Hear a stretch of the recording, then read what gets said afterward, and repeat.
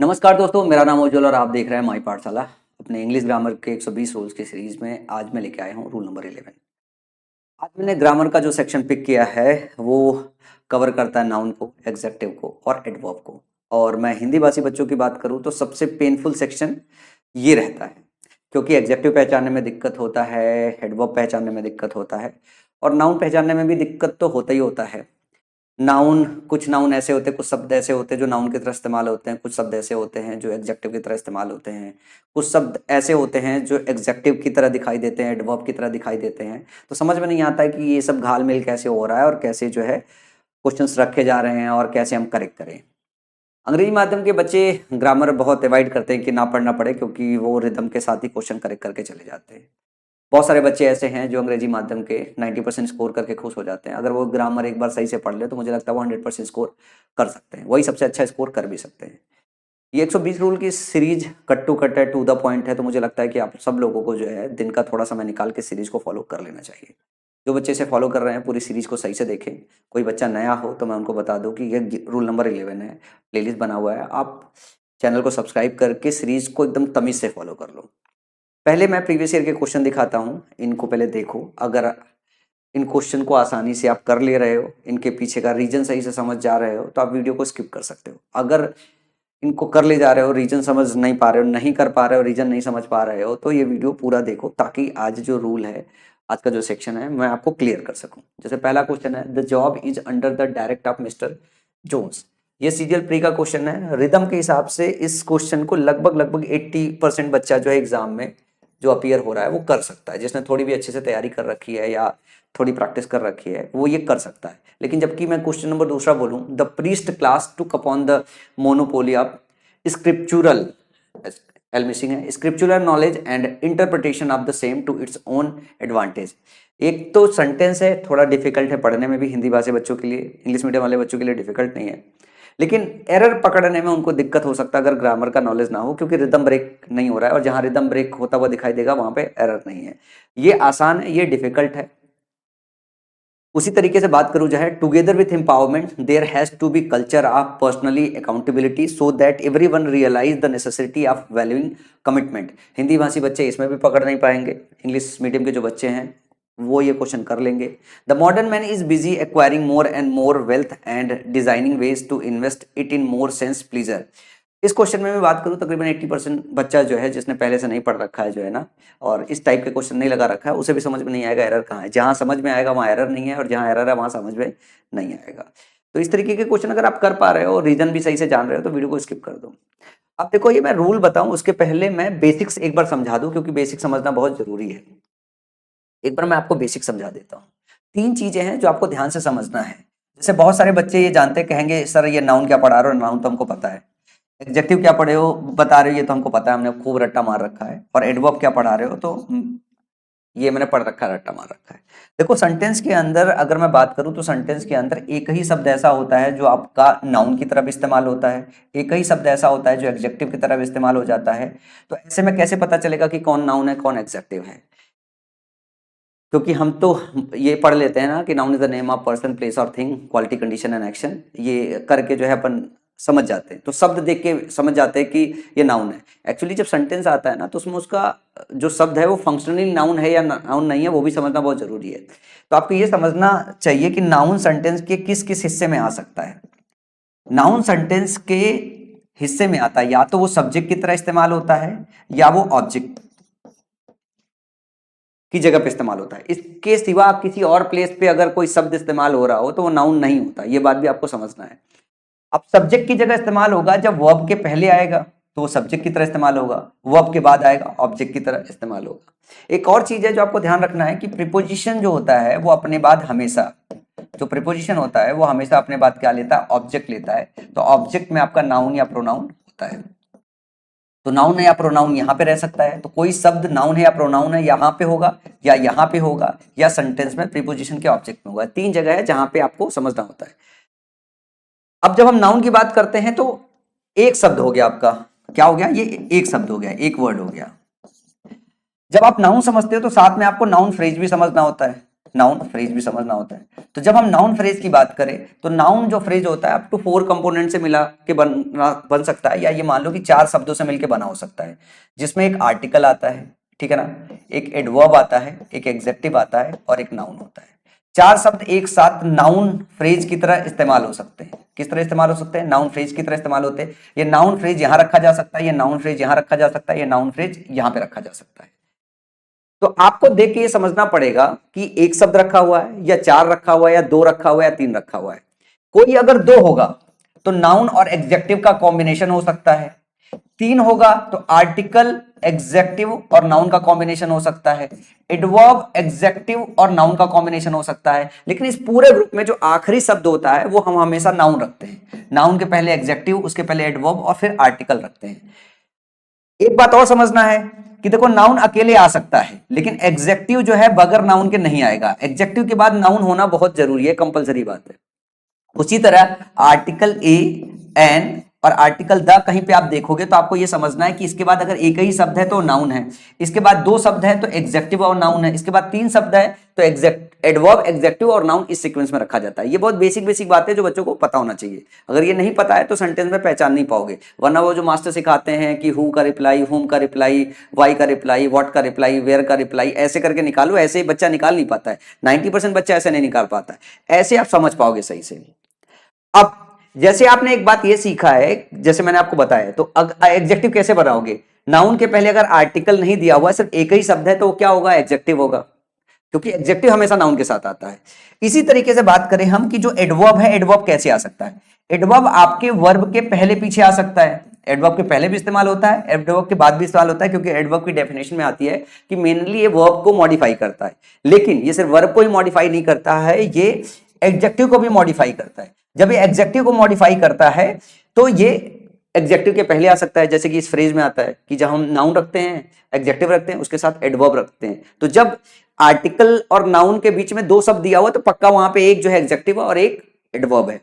तो ये बहुत बेसिक चीज है जो आपको ढूंढने आना चाहिए सेंटेंस के अंदर। अगर ये ढूंढने आ गया तो आप क्वेश्चन सीधे सीधे कर लोगे। तो जब आपको एलिमेंट्स फाइंड आउट करना होता है तो 3 चीजें आप हमेशा ऐसे मार्क कर लो। एक वर्ब मार्क कर लो, ठीक है ना, वर्ब, हेल्पिंग वर्ब आपको पहचानने आता है, मेन वर्ब आपको पहचानने आता है, तो सबसे पहले सेंटेंस के अंदर वर्ब मार्क कर लो। फिर क्या कर लो? फिर प्रीपोजिशन कर लो, फिर प्रीपोजिशन कर लो। इससे ये पहचानना आपके लिए आसान हो जाएगा। वर्ब के पहले क्या हो सकता है? वर्ब के पहले एक शब्द का नाउन हो सकता है, वर्ब के बाद एक शब्द का नाउन हो सकता है, या इधर नाउन फ्रेज हो सकता है और इधर नाउन फ्रेज हो सकता है। अगर इधर नाउन फ्रेज हो सकता है तो उसमें एग्जेक्टिव होने की संभावना है, उसमें एडवर्ब होने की संभावना है। इधर अगर बात करें तो इधर अगर नाउन फ्रेज रखा हुआ है तो यहां पे क्या हो सकता है? यहां पे हो सकता है सेम यही स्ट्रक्चर, एग्जेक्टिव होने की संभावना है। समझ रहे? और जो आपका एडवर्ब होता है, एडवर्ब वर्ब को मॉडिफाई करता है, तो वर्ब के जस्ट पहले एडवर्ब आ सकता है, वर्ब के जस्ट बाद एडवर्ब आ सकता है। समझ में आए? तो इन जगहों पे आपको पहचानना होता है। सेम वही बात है, प्रीपोजिशन अपने बाद ऑब्जेक्ट लेता है, तो प्रीपोजिशन के बाद जो नाउन फ्रेज रखते हैं उसमें आपका एडजेक्टिव और एडवर्ब हो सकता है। तो ऐसे आप धीरे धीरे प्रैक्टिस करोगे तो आप फॉर्मुलाइज करके इसको जल्दी पकड़ पाओगे। अदरवाइज वो WH वर्ड्स के साथ जो आपने सीख रखा होगा कहीं से, तो वो बहुत मुश्किल काम हो जाता है। अब चलो जरा क्वेश्चन पे आते हैं। इन्हीं लॉजिक को मैं इस्तेमाल करके दिखाता हूं कि कैसे आप इसका उत्तर दे सकते हो।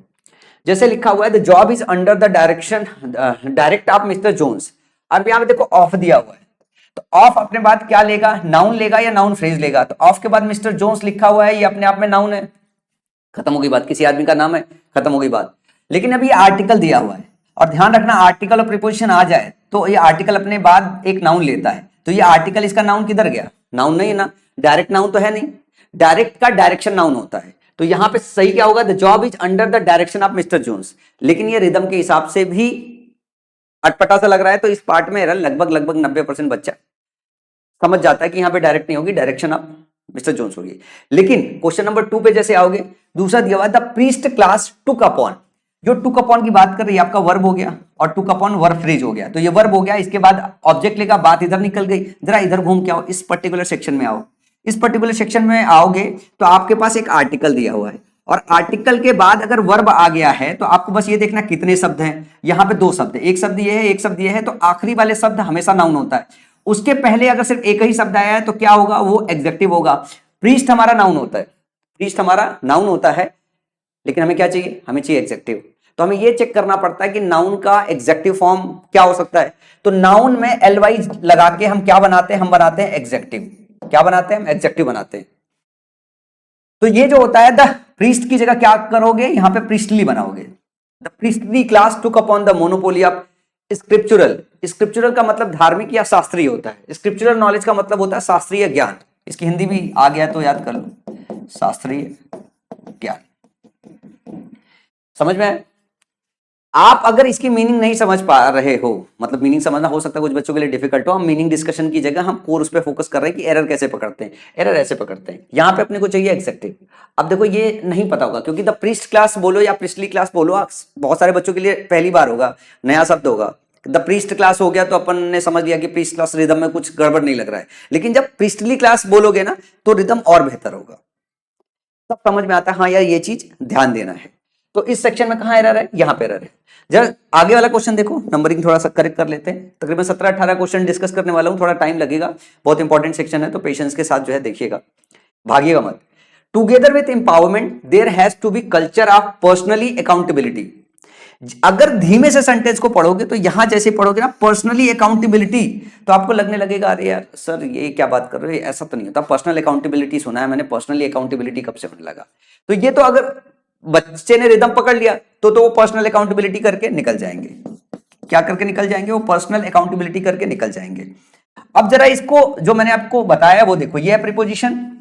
प्रीपोजिशन के बाद आगे देखो शो दैट, वो आगे का सेक्शन अलग निकल गया। अब यहां पे आपका ये नाउन से एंड हुआ है।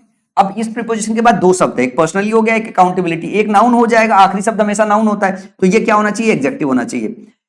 तो एक कंफ्यूजन तो ये आता है कि नाउन में एल वाई जोड़ते हैं तो क्या बनता है, वो बनता है एग्जेक्टिव, और एग्जेक्टिव में जो है एल वाई जोड़ते हैं तो क्या बनता है, वो बन जाता है एडवर्ब। तो एल वाई देख के हम ये जज नहीं कर सकते हैं कि वो, एल वाई देख के जज नहीं कर सकते वो एडवर्ब है या एग्जेक्टिव है। अपने को ये भी साथ में पता होना चाहिए कि नाउन में एल वाई जोड़ा गया है कि एग्जेक्टिव में एल वाई जोड़ा गया है। पर्सन से बना हुआ है पर्सनल, पर्सन से बना हुआ है पर्सनल, और पर्सनल से बना हुआ पर्सनली। तो पर्सन से पर्सनल एग्जेक्टिव बनाया गया और पर्सनल में एल वाई लगा के पर्सनली एडवर्ब बनाया गया। तो पर्सनली क्या है, एडवर्ब है, और आपको चाहिए क्या, आपको चाहिए एग्जेक्टिव। तो हम क्या लिखेंगे यहाँ पे, पर्सनल अकाउंटेबिलिटी। और आम जिंदगी में ये इतना इस्तेमाल होता है, इतना इस्तेमाल होता है कि अगर आप इस सेंटेंस को स्लो पढ़ोगे तो आपको रिदम समझ में आ जाएगा कि ये पर्सनली अकाउंटेबिलिटी गलत है, पर्सनल अकाउंटेबिलिटी होना चाहिए। चलो अगले क्वेश्चन की तरफ चलिए। The modern man is busy acquiring more and more wealth and designing ways to invest it in more sense pleasure. जब इस सेंटेंस को पढ़ते हैं तो हमें लगता है डिजाइनिंग वेज में कहीं गलती है, लगता है ऐसा कहीं गलती है। लेकिन अब जरा ध्यान से आगे चलोगे तो ये देखना जरा, ये प्रीपोजिशन इन है, इनके बाद क्या होगा, इनके बाद क्या होगा, ये अपना ऑब्जेक्ट लेगा। ऑब्जेक्ट का आखिरी जो हिस्सा होगा जो प्लीजर है, ये आपका नाउन हो गया, नाउन हो गया। नाउन के पहले अगर दो शब्द है ये हम एग्जेक्टिव लेंगे, इसके पहले नाउन के जस्ट पहले एग्जेक्टिव लेंगे। जो सेंस है ये एग्जेक्टिव होता है, नहीं ना, सेंस प्लीजर नहीं होता, सेंसरी प्लीजर होता है।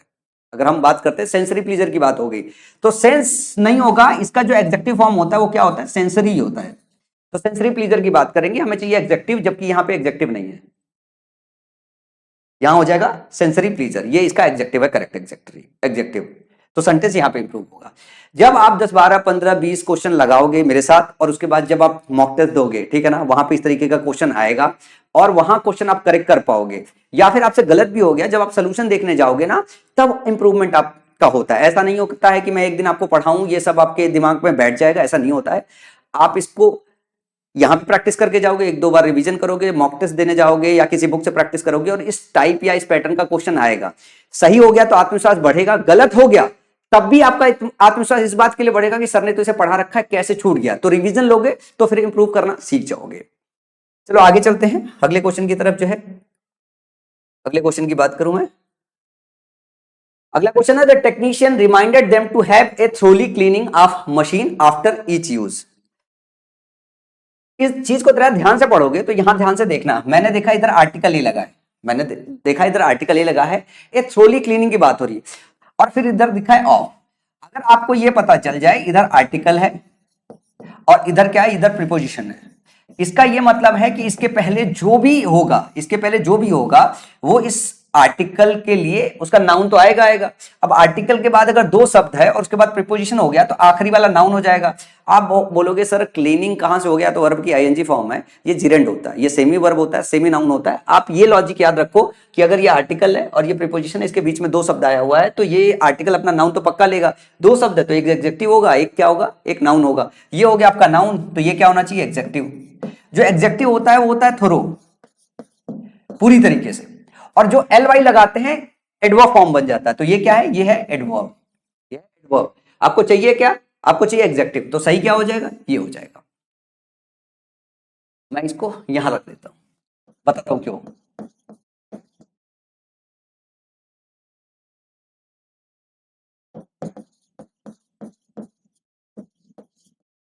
ठीक है, अब जरा दूसरा क्वेश्चन देखो, दूसरा क्वेश्चन देखो। क्वेश्चन नंबर 2 है, the interim report does not analyse thoroughly the principal cause of the disaster. आप बोलोगे कि सर यहां पे भी यही हो गया है, ये थोरोली हो गया है, इसको थ्रो कर दें। नहीं, ये एडवर्ब की यहां पे नीड है, यहां पे एडवर्ब की नीड है। क्यों बोल रहा है, जो इंटरिम रिपोर्ट है वो डज नॉट एनालाइज, वो एनालाइज नहीं करता। ये जो वर्ब है ना, इस वर्ब का मॉडिफायर है। जो एनालाइज कर रहा है किस तरीके से कर रहा है, क्या मैनर है एनालाइज करने का, तो वर्ब का जो मैनर बताता है, जो तरीका बताता है, जो वेज बताता है, वो क्या होता है, वो होता है एडवर्ब। तो ये जो थ्रोली आया वो एनालाइज के लिए आया है, यहां पे सही है। लेकिन जरा ध्यान से देखोगे, ये दिया हुआ है क्या आपका, ये दिया हुआ है आर्टिकल और ये दिया हुआ प्रीपोजिशन। इसका मतलब क्या है, ये जो आखिरी शब्द है ये नाउन है और ये वाला शब्द क्या होना चाहिए, ये होना चाहिए एग्जेक्टिव। इस प्रिंसिपल का मतलब होता है सिद्धांत, और इस प्रिंसिपल का मतलब होता है मुख्य। इस प्रिंसिपल का मतलब होता है मुख्य। तो हमें क्या बताना है, मुख्य कारण, प्रिंसिपल कॉज बताना है, मुख्य कारण बताना है। तो हमें जो एडजेक्टिव चाहिए वो चाहिए प्रिंसिपल, और यहां पे क्या दिखा, प्रिंसिपल, जिसका मतलब होता है सिद्धांत। ये नाउन का चैप्टर जब आप स्मार्ट बुक पढ़ोगे तो उसमें क्लियरली मेंशन है कि प्रिंसिपल और प्रिंसिपल के विषय में बीच में क्या डिफरेंस है। और यही नहीं, एग्जाम में पूछे गए 23-24 ऐसे पेयर है जो रिपीटेटिव मोड में पूछा जाता है। वैसे मैं उसे कवर करा दूंगा सूनर और लेटर 120 रूल्स के सीरीज में जो है। अगर आप कोई किताब पढ़ना चाहते हो जिसमें पूरा डिटेल रूल्स लिखा हुआ, तो आप स्मार्ट बुक बाई कर सकते हो माई पाठशाला के ऐप से, जो है वहां पे सारी चीजें आपको मिल जाएगी। तो समझ में आया, यहाँ पे गड़बड़ कहाँ है, यहाँ पे गड़बड़ है कि प्रिंसिपल की जगह आपको प्रिंसिपल चाहिए, और ये जो थ्रोली है ये सही है। क्यों, क्योंकि ये वर्ब को मॉडिफाई कर रही है। अगला है, a moment delay would have proved costly in the situation. A moment delay would have proved, ये देखो वुड हैव जब प्रूव्ड की बात करते हैं तो ये हो गया आपका helping verb plus main verb का कॉम्बिनेशन। इसके पहले आपको क्या चाहिए, इसके पहले आपको चाहिए सब्जेक्ट, सब्जेक्ट चाहिए, और सब्जेक्ट की जगह पे हम नाउन या नाउन फ्रेज रख सकते हैं। ये क्या है, ये आपका नाउन फ्रेज, ये है नाउन फ्रेज। उसमें एक आर्टिकल हो गया, एक नाउन हो गया, तो ये जो होगा क्या होगा, ये होगा एग्जेक्टिव। मोमेंट का मतलब होता है क्षण, ये अपने आप में नाउन होता है। क्या होता है, ये नाउन होता है। इसका जो एग्जेक्टिव फॉर्म होता है वो होता है मोमेंट्री। क्या होता है, मोमेंट्री। मोमेंट्री का मतलब होता है क्षणिक, मोमेंट्री का मतलब होता है क्या, क्षणिक। क्षणिक देरी की बात हो रही है, क्षणिक देरी की बात हो रही है, क्योंकि क्षणिक भी देरी हो जाए तो इस सिचुएशन में उसे बहुत महंगा हो जाएगा, महंगा प्रूव हो जाएगा। ये सेंटेंस कहना चाहता है, CHSL प्री में आता। तो ए मोमेंट्री डिले होगा, यहाँ पे मोमेंट डिले नहीं होगा। क्या होगा, a momentary delay would have proved costly in the situation. Moment आपका नाउन होता है, मोमेंट्री जो होता है वो आपका एग्जेक्टिव होता है। अगला बात करें, after carefully investigation. After carefully investigation, after क्या है आपका प्रीपोजिशन, ये क्या होगा, केयरफुली इन्वेस्टिगेशन दिया हुआ है, नाउन दिया हुआ है, इस नाउन का मॉडिफायर दिया हुआ है। तो केयरफुल जो होता है वो आपका एग्जेक्टिव होता है, केयरफुली जो होता है वो क्या होता है आपका, वो होता है एडवर्ब। यहां क्या चाहिए आपका, एग्जेक्टिव चाहिए, तो क्या लिखोगे, केयरफुल इन्वेस्टिगेशन। केयरफुल इन्वेस्टिगेशन ये नाउन है, और ये क्या होगा, ये एग्जेक्टिव होना चाहिए, जबकि दिया हुआ एडवर्ब। पांचवें क्वेश्चन को, इस वाले क्वेश्चन को थोड़ा सा आखिरी में डिस्कस करता हूं, क्योंकि ये थोड़ा डिफिकल्ट भी है और इसको समझाने के लिए मुझे थोड़ा समय भी चाहिए। तब तक इससे थोड़े हल्के क्वेश्चन डिस्कशन कर लेते हैं। अगला क्वेश्चन है, if you have a way with words, a good sense of design and administration ability, you may enjoy working in the high pressure word of advertising. जरा ध्यान से देखो, हिंदी मीनिंग से ज्यादा अगर ग्रामेटिकली इसको देखने की कोशिश करोगे ना, तो जैसे गुड सेंस ऑफ लिखा हुआ है, ये ऑफ क्या बताएगा, ऑफ के बाद इसको इसका वो चाहिए, इसको इसका क्या चाहिए, इसको इसका ऑब्जेक्ट चाहिए। इसको, इस प्रीपोजिशन को अपना ऑब्जेक्ट चाहिए। ऑब्जेक्ट में नाउन हो सकता है, नाउन फ्रेज हो सकता है, या दो नाउन को एंड से जोड़ भी के इसके साथ अटैच भी कर सकते हैं। तो जो एंड होता है वो क्या करता है, अपने आजू बाजू जो है दो चीजों को जोड़ता है, सिमिलर चीजों को जोड़ता है। यहाँ पे डिजाइन की बात हो गई है, डिजाइन नाउन होता है। एबिलिटी भी जो है, योग्यता जो हो गई, वो भी नाउन होता है। यहाँ पे जो एडमिनिस्ट्रेशन दिया हुआ है ना, ये भी नाउन है और ये भी नाउन है। ये जो नाउन है ये एंड के साथ जोड़ा गया, ये प्रीपोजिशन का ऑब्जेक्ट है। तो जब यहां पे बात कर रहे हैं ना, तो हमें चाहिए एग्जेक्टिव। तो एडमिनिस्ट्रेशन आपका नाउन होता है, इसका जो एग्जेक्टिव वर्जन होता है वो होता है एडमिनिस्ट्रेटिव। क्या होता है, एडमिनिस्ट्रेटिव। तो एग्जेक्टिव चाहिए एडमिनिस्ट्रेटिव। और फिर बात करते हैं एबिलिटी, मतलब एडमिनिस्ट्रेशन करने की योग्यता। एडमिनिस्ट्रेटिव एबिलिटी का मतलब यही होता है। तो a good sense of design and administrative ability चाहिए आपको, जो है क्या चाहिए आपको, एग्जेक्टिव। और रखा हुआ क्या है यहाँ पे, नाउन। तो आप इसको बदलोगे एग्जेक्टिव, क्योंकि ये जो है आपका नाउन है और इसका मॉडिफायर चाहिए कि एबिलिटी तो है, योग्यता तो है, किस तरीके की है, एडमिनिस्ट्रेटिव एबिलिटी की बात करें, एडमिनिस्ट्रेशन करने की एबिलिटी। अगले क्वेश्चन की बात करते हैं, question number next. They agreed to repair the damage freely of charge. अब ये वाला क्वेश्चन ऐसा है जिसमें रिदम में ही गड़बड़ हो रहा है, तो सब बच्चे समझ जाएंगे कि सर इसमें क्या ही समझने की जरूरत है, ये हो गया फ्री ऑफ चार्ज। अब देखो इसकी मीनिंग भी समझने की जरूरत है। यहाँ पे फ्री का मतलब क्या होता है, नो कॉस्ट, मतलब बगैर पैसों के। और फ्रीली का मतलब होता है स्वतंत्र रूप से, स्वतंत्र रूप से, स्वतंत्र रूप से। इसका मतलब ये होता है। एक तो मीनिंग में डिफरेंस है, इससे भी आप समझ सकते हैं। यहाँ पे हम किसी खर्चा ना खर्चे की बात कर रहे हैं, और जो फ्रीली होता है वो एडवर्ब की तरह काम होता है। तो जो फ्रीली है वो यहाँ पे इस्तेमाल नहीं होना है, ठीक है ना। आप रिपेयर किस तरह से कर रहे हो वो कह सकते हो, वर्ब मॉडिफाई करके जो है फ्रीली इस्तेमाल कर सकते हो। लेकिन यहाँ पे जो आपको बताना है कि जो डैमेज है, जो डैमेज है उसका कॉस्ट क्या है। डैमेज जो है, जो रिपेयर कर रहे हो उसका कॉस्ट क्या है, वो फ्री है। तो यहाँ पे फ्री ऑफ चार्ज लिखना है, ना कि फ्रीली ऑफ चार्ज लिखना है। तो they agreed to repair the damage. अब इस डैमेज की कॉस्ट बतानी है कि कॉस्ट क्या है। तो इस डैमेज को मॉडिफाई करने के लिए पूरा फ्रेज इस्तेमाल हो रहा है कि किस तरीके से है, फ्री ऑफ चार्ज है, इसकी कॉस्ट क्या है। यहां पे हम रिपेयर जो वो उसको मॉडिफाई नहीं कर रहे हैं, समझ रहे हो ना। They agreed to repair the damage freely of charge, ये सही नहीं है। सही क्या होगा, फ्री ऑफ चार्ज। और वैसे मेरा मानना है कि तकरीबन 100% बच्चा इस क्वेश्चन को बगैर ग्रामर समझे इसे कर सकता है। तो बहुत सारे क्वेश्चन ऐसे भी आते हैं जिसमें ग्रामर समझने की जरूरत नहीं है, जिसको देख के लगता है यार ये तो वाही आता है, लेकिन उसके पीछे की मीनिंग और अगर रीजंस को समझ जाओगे तो दूसरे जो अच्छे क्वेश्चन बनाए जाते हैं फिर उनको भी अच्छे से कर पाओगे। इसके बाद बात करें, अगला क्वेश्चन है, the technician remind them to have a thoroughly cleaning. आप अच्छा ये तो कर चुके ऑलरेडी, ठीक है ना। अगला, he was a learned man among the lords and a lord among the learned man. ये भाई साहब क्वेश्चन सीजीएल मेंस में आया था, ये इतना ज्यादा कंफ्यूजिंग था कि मेरा मानना है कि तकरीबन 90% बच्चों से तो ये गलत होगा। रीजन है क्यों, क्योंकि अगर वो ग्रामर पढ़ के गए, हमारे जैसे शिक्षक से भी पढ़ के गए हैं, तो भी उनके लिए इस बात के लिए मुश्किलात हो जाएगी कि उन्होंने ये तो समझ जाएंगे कि आर्टिकल के बाद ये जो लर्न लिखा हुआ है ये पार्टिसिपल फॉर्म है, एग्जेक्टिव की तरह वर्ब इस्तेमाल हो रहा है पार्टिसिपल फॉर्म में। तो मैन का मॉडिफायर है, हमें तो चाहिए एग्जेक्टिव। अगर हमने वर्ब को रखा हुआ है तो पार्टिसिपल फॉर्म में रखेंगे, तो हमने लग दिया लर्नड मैन। लेकिन यहां पे अगर इधर जाओगे तो यहां पे कहोगे तो लर्नड मैन लिखा हुआ है। अगर हमने यहां पे मैन को मॉडिफाई किया लर्न से, तो यहां लर्न से क्यों किया, ये वाला सही है या ये वाला सही है। तो इस क्वेश्चन में तो मैं बता दे रहा हूं, लेकिन इस तरीके का कोई नया क्वेश्चन बन गया जो किसी किताब में नहीं है तो कोई नहीं कर पाएगा। क्या है, ये जो लर्न है पुराने इंग्लिश ग्रामर में इस्तेमाल किया जाता था, आज के ग्रामर में इसे ज्यादा एक्सेप्ट किया जाता है। तो पुराने ग्रामर वर्सेस नए ग्रामर की जो नॉलेज है ये बहुत रेयर केस में होती है। जो किताबों में है वो आया तब तो आप कर लोगे। और इस तरीके का क्वेश्चन अगर आप शिक्षक से पढ़ के गए हो तभी कर पाओगे। अगर आप शिक्षक से पढ़ के नहीं गए हो, किताब से पढ़ के नहीं गए हो, कोई नया क्वेश्चन बन गया तो परेशान होने की जरूरत नहीं। दिमाग में ये भी आता है इस तरीके का कोई भी क्वेश्चन आ गया तो सर कैसे बताएंगे, हमें क्या पता कौन सा पुराने ग्रामर में इस्तेमाल होता था कौन सा नए ग्रामर में। तो जितना आपको शिक्षक पढ़ा दे रहे हैं उतने से ही आपको पढ़ के जाना है। इसके बाहर अगर कुछ आता है तो दिमाग से उसे निकाल दो कि उसे सॉल्व भी करना है, फिर वहां तुक्का ही मार के आओगे। किसी को नहीं पता होता यार, सबसे गलत होगा। पहली बार अगर ये आया जब नहीं किसी शिक्षक ने पढ़ाया था तो इस तरीके का क्वेश्चन हर आदमी गलत करेगा। अब आ गया है, शिक्षक समझ गए हैं, शिक्षक ने आपको समझा दिया है जो है। और बहुत सारे शिक्षक भी ऐसे हैं कि आप ये क्वेश्चन ऐसे सीधे सीधे दे दोगे तो भाई साहब वो गलत करके निकल जाएंगे।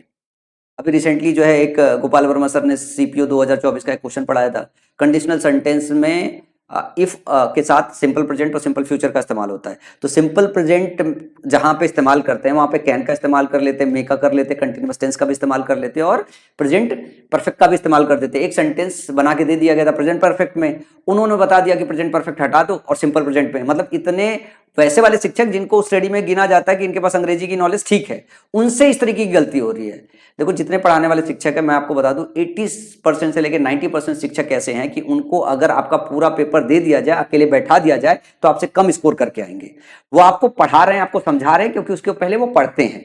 3-4 शिक्षक ऐसे हैं जो पेपर ऑलमोस्ट आपके बराबर, आपसे बेहतर या हो सकता है 100% कर सकते हैं। तो कुछ ही एक ऐसे शिक्षक है जिनके पास इतनी कैपेबिलिटी है। बाकी सारे के सारे शिक्षक वो है कि पहले रट्टा मार के आते हैं, फिर वो पढ़ाते हैं। समझ में आया? बुरी बात नहीं पढ़ाना यार, मतलब उन्होंने वो पूरा नॉलेज ले रखा है, वो जो पढ़ा रहे हैं उसके बाद थोड़ा बहुत सेक्शन रहता है, प्रैक्टिस करके खुद ही सीख जाते हो। तो गलती तो किसी से भी हो सकती है, गलती उनसे भी हो सकती है। मैं ये बात इसलिए मेंशन कर रहा हूं क्योंकि अगर मान लो 10 एग्जांपल पढ़ा रहा है, 10 एग्जांपल में एक किसी क्वेश्चन में गलती हो जाए तो समझ में आता है कि चूक हो गई। लेकिन अगर एक वीडियो का शॉर्ट्स अलग से मैं काट के बना रहा हूं और उतने आत्मविश्वास के साथ अगर उस पर्टिकुलर क्वेश्चन पे ये बोलूं मैंने क्या सिखाया है, क्या आओ मजेदार दिखाते, किसी से नहीं लगा, मेरे से लग गया, मेरे को अंग्रेजी का नॉलेज है, और फिर गलत पढ़ा जाए, तब दुख होता है। तब तो ये लगता है कि भाई थोड़ा और रिसर्च करके आते, थोड़ा सही से तो बना देते। तो ये चीजें भी होती है अंग्रेजी में। अंग्रेजी थोड़ा सा डिफिकल्ट तो होता ही है यार। जैसे कुछ लोग ये भी कहेंगे कि सर आप तो मतलब बोलने तो सही से आपको आता नहीं, अंग्रेजी पढ़ा रहे हो। देखो हम हिंदी भाषी बच्चे हैं, तो हमारा क्या है ना कि जो प्रोनाउंसिएशन है ना वो ठीक नहीं होगा, लेकिन हम थोड़ा इंजीनियर है तो हमारा रिसर्च बहुत सही है, और जो इन डेप्थ पढ़ाई करने का तरीका है ना वो बहुत सही है, क्योंकि हम उसे प्रॉपरली रिसर्च करके आते हैं कि क्या आपको पढ़ाना चाहिए, क्या पढ़ाना नहीं चाहिए। हमारा तो कोर जो आपको पढ़ाने का तरीका वो है कि एग्जाम में क्या क्या पूछा जा रहा है, वो कैसे आपको पढ़ना है, एग्जैक्ट डेटा कैसे लेना है, उस हिसाब से कैसे प्रिपरेशन करनी है, ताकि आप अपना स्कोर इंप्रूव कर सको। मैं कभी नहीं बोलता हूं मैं अंग्रेजी का क्या था। मैंने तो बीच में 2 साल पढ़ाना इसलिए छोड़ दिया था क्योंकि मेरा प्रोनाउंसिएशन बहुत अच्छा नहीं है। तो मुझे लगता है कि एक अच्छा टीचर जिसका प्रोनाउंसिएशन अच्छा है वो ज्यादा बेहतर अंग्रेजी पढ़ा पाएगा। तो कई सालों तक ये चीज देखते देखते मेरे को लगा यार, जब गोपाल वर्मा जैसे सर पढ़ा रहे हैं, इतना सही इनका प्रोनाउंसिएशन है, क्या पढ़ाते हैं, मैं क्यों पढ़ाऊं अंग्रेजी, बच्चे उन्हीं से पढ़ लें। लेकिन एक समय के बाद समझ में आया कि उनसे पढ़ने के बाद भी बच्चे जो उनका इंप्रूवमेंट है ना नहीं हो रहा है। आज भी बच्चे वही कह रहे हैं कि सर आपने जो पढ़ाया था ना उससे जो इंप्रूवमेंट हुआ सब वो वाला चाहिए अपने को। तो मैंने कहा कि लाओ यार एक बार दोबारा कर लेते। इसी वजह से मैंने सीरीज स्टार्ट किया कि बहुत सारे बच्चों ने रिक्वेस्ट किया। फिर मुझे नहीं पता किसको जरूरत है किसको जरूरत नहीं है, तो मैं अपनी नॉलेज के हिसाब से कि अंग्रेजी हिंदी भाषी बच्चे कैसे सीधे सीधे इंप्रूव करें, मैं ये सीरीज बना रहा हूं। ऐसा नहीं कह रहा हूं कि मेरे सीरीज में कोई गलती नहीं होगी, हो सकती है गलती, लेकिन मैं एक क्वेश्चन लेके आऊंगा और फिर एक क्वेश्चन का शॉर्ट्स बनाऊंगा तो उसमें गलती तो नहीं निकलेगी। समझ में आया? वैसे इस बार जो सीरीज में बना रहा हूं मैं पूरा रिसर्च करके आता हूं कि गलती मेरे से ना हो जाए। ठीक है ना? चलो आगे चलते हैं अगले क्वेश्चन की तरफ। Mobile phones are so important these days that they are no longer luxury item but have become necessity. देखो ये क्वेश्चन ऐसा था जो बच्चा अगर क्वेश्चन को धीमे से पढ़ेगा तो कर लेगा। सीपीयू का आया हुआ क्वेश्चन है कि इसको धीमे से पढ़ेगा तो कर लेगा। जैसे वो अगर इस तरीके से धीमे से पढ़ेगा, mobile phones are so importance, तो उसको समझ में आ जाएगा यार ये तो आम जिंदगी में बहुत हम लोग बोलते रहते हैं कि ये चीज इंपॉर्टेंट है, ये चीज इंपॉर्टेंट है, ये बहुत इंपॉर्टेंट है, दिस इज सो इंपॉर्टेंट बोलते हैं। ये इंपॉर्टेंस कहां से आ गया? इंपॉर्टेंट होना चाहिए ना कि इंपॉर्टेंस होना चाहिए। इंपॉर्टेंस जो होता है वो आपका नाउन होता है। एक ग्रामर पढ़ाते वक्त हमारे जैसे शिक्षक भी आपको ये सिखाते हैं और फॉर्मूले टाइप का कुछ रूल बता देते हैं कि इस फॉर्मूले में इस तरीके का फिट हो जाए। जैसे आपको एक लिंकिंग वर्ब का चैप्टर पढ़ाया जाता है जिसमें आपको पढ़ाया जाता है कि नाउन या प्रोनाउन हो प्लस लिंकिंग वर्ब हो, मतलब सब्जेक्ट हो प्लस लिंकिंग वर्ब हो, और इसके बाद जो है लिंकिंग वर्ब के बाद जो आता है नाउन या प्रोनाउन का, यहाँ पे सब्जेक्ट का सब्जेक्ट कॉम्प्लीमेंट आता है, सब्जेक्ट कॉम्प्लीमेंट आता है। और सब्जेक्ट कॉम्प्लीमेंट की जगह हम नाउन रखते हैं, प्रोनाउन रखते हैं या फिर एग्जेक्टिव रखते हैं। और ये पहचानने का सबसे सही तरीका होता है कि अगर आपको इज, आर और एम ये हेल्पिंग वर्ब मतलब ये वर्ब्स मिले, वाज और वर, और इनके बाद अगर वर्ब की आईएनजी फॉर्म या फिर वर्ब की थर्ड फॉर्म ना आए तो ये क्या होते हैं? ये उस केस में लिंकिंग वर्ब होते हैं। और साथ में उसी जगह पे ये मेन वर्ब की तरह काम करते हैं, क्योंकि is, are, am, was verb के बाद वर्ब की आईएनजी फॉर्म एक्टिव वॉइस में लगाई जाती है जब हेल्पिंग वर्ब की तरह काम करते हैं, और वर्ब की थर्ड फॉर्म लगाई जाती है जब पैसिव वॉइस में काम कर रहे होते हैं। लेकिन अगर ये दोनों नहीं है तो is, are, am, was verb linking verb या मेन वर्ब की तरह काम कर रहे होते हैं, तो आपको तुरंत समझ जाना है कि इसके बाद जो हम रखेंगे वो नाउन भी रख सकते हैं, वो प्रोनाउन भी रख सकते हैं, या फिर वो हम एडजेक्टिव रख सकते हैं। यहां पे इंपॉर्टेंस रखा हुआ है जो अपने आप में नाउन है, तो आप बोलोगे कि ये सही है क्योंकि यहां पे आर लिखा हुआ है, इसके बाद is, are, am, was verb कुछ नहीं दिया हुआ, मतलब वर्ब की थर्ड फॉर्म और वर्ब की आईएनजी फॉर्म नहीं दिया, तो यहां हम नाउन रख सकते हैं। ये फॉर्मूले के हिसाब से रख सकते हैं लेकिन मीनिंग के हिसाब से नहीं रख सकते। यहां पे सब्जेक्ट कॉम्प्लीमेंट में एग्जेक्टिव डालना था, आपको ये बोलना था mobile phone are so important these days, तो यहां पे इंपॉर्टेंस नहीं चाहिए, इंपॉर्टेंट चाहिए। तो कुछ एक चीज ऐसी होती है जो फॉर्मूले से पढ़ते हो वो भी थोड़ा सा वो होता है, लेकिन ये चीज ऐसी है जो आम जिंदगी में इतना यूज होता रहता है कि आपको यहाँ पे फॉर्मूले की नीड नहीं थी, आप रिदम के साथ ही जो इसे करेक्ट कर ले जाओगे। और अब जब मैंने बता दिया तो इस तरीके के क्वेश्चन में आप ये भी समझ जाओगे कि क्यों हम इसको इंपॉर्टेंट लिख रहे हैं, इंपॉर्टेंस नहीं लिख रहे हैं, क्योंकि मीनिंग के हिसाब से आपको इंपॉर्टेंट चाहिए ना कि इंपॉर्टेंस, मतलब एग्जेक्टिव चाहिए। अगला क्वेश्चन है give your answer in your words as far as practical. यहां पे एक शब्द होता है प्रैक्टिकल, एक शब्द होता है प्रैक्टिकेबल। एक होता है आपकी थ्योरी जो थ्योरी में होती है, एक होता है प्रैक्टिकल जिसको बोलते हैं व्यवहारिक, एक होता है प्रैक्टिकेबल जिसका मतलब होता है व्यवहार में लाया जा सके, जिसका मतलब होता है व्यवहार में लाया जा सके। तो गिव योर आंसर, अपना जवाब दो अपने वर्ड्स में जितना व्यवहारिक रूप से हो सके, जितना व्यवहारिक रूप से संभव हो सके। यहां पे प्रैक्टिकल की जगह जो इस्तेमाल करना है वो इस्तेमाल करना है प्रैक्टिकेबल केबल, तब सेंटेंस जाके करेक्ट हो जाएगा। तो यहां मीनिंग वाइज जो है प्रैक्टिकल और प्रैक्टिकेबल के बीच का डिफरेंस अगर आपको पता है तब जाके इसे करेक्ट कर पाओगे। ये one of the difficult questions में आता है, क्योंकि रिदम प्रैक्टिकल देखो या प्रैक्टिकेबल देखो, रिदम दोनों लगभग सेम सेम ही रहता है। तो जब तक आपको स्पेसिफिक ये पेयर की नॉलेज नहीं है तब तक आप एग्जाम में क्वेश्चन को करेक्ट नहीं कर सकते हो। तो दो ऐसे एग्जेक्टिव के पेयर्स होते हैं जिन जब सेंटेंस में डाले जाते हैं ना तो उनके रिदम में ना फर्क नहीं आता है, उनकी मीनिंग में फर्क आता है। तो वो कुछ पेयर्स भी आपको याद करने पड़ते हैं। तो प्रैक्टिकल और प्रैक्टिकेबल के बीच का डिफरेंस आपको याद रखना पड़ेगा। अगला है it was obviously for everyone that grandfather was hiding something from all of us. अब देखो ये इट वॉज ऑब्वियसली लिखा हुआ है, ये इसी वाले स्ट्रक्चर पे लिखा हुआ है जैसे ये वाला था। अब यहाँ पे वॉज है, वॉज के बाद अगर वर्ब की आईएनजी फॉर्म या वर्ब की थर्ड फॉर्म नहीं आया तो ये क्या है, मेन वर्ब है या लिंकिंग वर्ब बोल सकते हो। अब इसके बाद जो आएगा वो नाउन आएगा या प्रोनाउन आएगा या फिर एडजेक्टिव आएगा।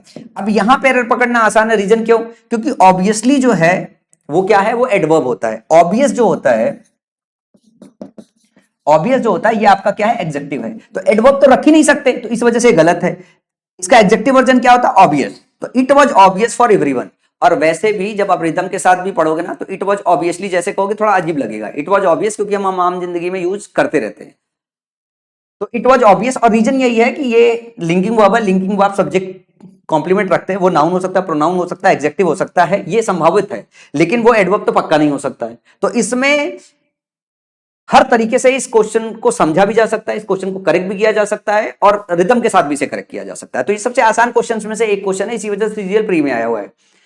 अगला क्वेश्चन है he was not able to concentrate because of continual music being played next door. ये वाला जो क्वेश्चन है ना, क्वेश्चन नंबर 5 और क्वेश्चन नंबर 7, ये एकदम वैसे ही है, सेम सिमिलर पैटर्न का, कि जैसे कॉन्टिन्यूअल है, एक होता कॉन्टिन्यूअस, एक होता कॉन्टिन्यूअल। कॉन्टिन्यूअस का मतलब होता है लगातार और कॉन्टिन्यूअल का मतलब होता है रुक रुक के लगातार। जैसे मैंने बोला संडे, फिर मंडे को नहीं, फिर ट्यूसडे, फिर तो या हुआ भी रुक गया, पॉज ले लिया, फिर हुआ, फिर रुक गया, फिर हुआ, फिर रुक गया, फिर हुआ, रुक गया, लेकिन ये चीज लगातार चल रही है। ब्रेक दे के लगातार का मतलब होता है कॉन्टिन्यूअल, और कॉन्टिन्यूअस का मतलब होता है बिना ब्रेक दिए हुए लगातार। इस सवाल में ये बताना था भाई कि he was not able to concentrate, वो कॉन्सेंट्रेट नहीं कर पा रहा है। इसकी वजह क्या है कि जो उसके अगले दरवाजे पे लगातार म्यूजिक बढ़ रही है, मतलब म्यूजिक कोई बना रहा है वो लगातार बजे जा रहा है, बजे जा रहा है, बजे जा रहा है। तो जो सही एडजेक्टिव इस्तेमाल करना था वो कॉन्टिन्यूअस इस्तेमाल करना था, कॉन्टिन्यूअल इस्तेमाल नहीं करना था। दोनों एग्जेक्टिव है, कॉन्टिन्यूअल भी एग्जेक्टिव है और कॉन्टिन्यूअस भी एग्जेक्टिव है। तो यहां पे कॉन्टिन्यूअस का इस्तेमाल करना है, कॉन्टिन्यूअल का इस्तेमाल नहीं करना है। क्वेश्चन हो गया। एक क्वेश्चन बचा है जो मैंने बोला मैं आपको आखिरी में बताता हूं, ये थोड़ा सा डिफिकल्ट भी था और थोड़ा मुश्किल भी था। क्वेश्चन नंबर 5 है, ये सीजीएल मेंस का एक क्वेश्चन आया हुआ है जो है टू द ऑर्डिनरी मैन, एक साधारण व्यक्ति के लिए, मैंने हिंदी लिख भी लिया है, साधारण व्यक्ति के लिए। इन फैक्ट वास्तव में द पीलिंग ऑफ बेल्स का मतलब होता है घंटियों की गूंज, घंटियों की गूंज। पीलिंग ऑफ बेल्स ये फ्रीज होता है जिसका मतलब होता है घंटियों की गूंज। Pealing of bells is a monotonous jangle, एक नीरस शोर है। मोनोटोनस का मतलब नीरस, जैंगल का मतलब शोर होता है, कर्कश होता है, ठीक है ना। And a nuisance, and a nuisance, ठीक है ना। एंड जब न्यूसेंस की बात करते हैं ना तो एक मतलब वो झर्राहट वाली चीज होती है ना, वो परेशानी वाली बात होती है ना। तो and a nuisance tolerably only when mitigated by remote distance and sentimental association, ठीक है ना। तो एक नीरस, शोर और एक परेशानी होती है जिसे केवल तब सहन किया जा सकता है जब वो दूर से सुनाई दे या उससे कोई भावात्मक जो है जुड़ा हो, इससे कोई भावात्मक जुड़ा हो। इसकी हिंदी मीनिंग ये है। हिंदी मीनिंग की जगह अगर आप थोड़ा स्ट्रक्चर पे फोकस करोगे तो मुझे लगता है ग्रामर अच्छा सीख पाओगे। क्या लिखा हुआ है, टू द ऑर्डिनरी मैन, एक साधारण व्यक्ति के लिए, इनफैक्ट वास्तव में, the pealing of bells, the pealing of bells, घंटियों की गूंज, घंटियों की गूंज, ये क्या है, ये आपका नाउन फ्रेज है। ये क्या है, नाउन फ्रेज है। इज क्या हो गया आपका, ध्यान से समझना, इज हो गया यहां पे। इज के बाद ध्यान से देखो क्या आपका वर्ब की आईएनजी फॉर्म आया है, नहीं। क्या इसके बाद जो है वो आपका वर्ब का थर्ड फॉर्म आया, नहीं। इसका मतलब क्या है, इज यहाँ पे क्या है, इज यहाँ पे आपका लिंकिंग वर्ब की तरह काम कर रहा है। तो इसके बाद जो आएगा, इसके बाद जो आएगा वो नाउन आएगा या फिर नाउन फ्रेज आ सकता है। तो यहाँ पे क्या किया है कि ये जो पीलिंग, घंटियों की जो गूंज है वो क्या है, एक मोनोटोनस जैंगल है, एक मोनोटोनस जैंगल है, एक नीरस शोर है, और साथ में जोड़ा गया एंड। तो इसके साथ एक और चीज जोड़ी गई कि एक परेशानी है, एक परेशानी है कि pealing of bells is a monotonous jangle and a nuisance, कि एक परेशानी है जो कि सहन नहीं की जा सकती, जो कि सहन नहीं की जा सकती। तो ये जो सहन नहीं की जा सकती है, सवाल ये है कि क्या सहन नहीं की जा सकती है। घंटियों की गूंज सहन नहीं की जा सकती है। और घंटियों की गूंज की बात करें तो मैंने क्या बोला, ये क्या है, नाउन फ्रेज है, ये आपका सब्जेक्ट है किसका, इज का। ये सहन नहीं की जा सकती है। तो ये जो टॉलरेबली लिखा गया है, ये किसके लिए इस्तेमाल किया गया, इस नाउन फ्रेज के लिए इस्तेमाल किया गया है। नाउन के लिए या नाउन फ्रेज के लिए जो शब्द इस्तेमाल किया जाता है उसका वर्णन, विवरण देने के लिए, वो आपका एग्जेक्टिव या एग्जेक्टिव फ्रेज हो सकता है। यहां पे सिंगल शब्द है, वो एग्जेक्टिव होगा, तो एग्जेक्टिव होना चाहिए। अब बात यह आती है कि जो टॉलरेबल होता है वो एग्जेक्टिव होता है, और टॉलरेबली एग्जेक्टिव से बनाया गया ये आपका एडवर्ब होता है। तो जो घंटियों की गूंज है वो बर्दाश्त नहीं हो सकती। क्या बर्दाश्त नहीं हो सकती, घंटियों की गूंज बर्दाश्त नहीं हो सकती है।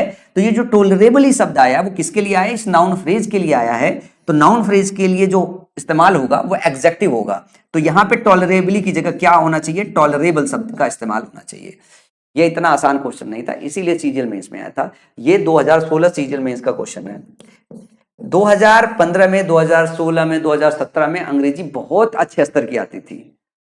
2017, 18, 19, 20, 21, 22, 23 और 24 में अगर ध्यान से देखोगे तो अंग्रेजी का स्तर बहुत खराब रहा है। जैसे इस बार मैंने मेंस के पेपर का सलूशन कराए, एक ऐसा सिंगल क्वेश्चन नहीं मिला जिसके किसी भी क्वेश्चन में दम हो। इवन तो क्लोज टेस्ट में दम हो, पैरा जंबल में दम हो, पैसेज में दम हो, ग्रामर में दम हो, इवन तो वोकैब में दम हो। मेंस के इंग्लिश के किसी भी क्वेश्चन में कोई दम नहीं था।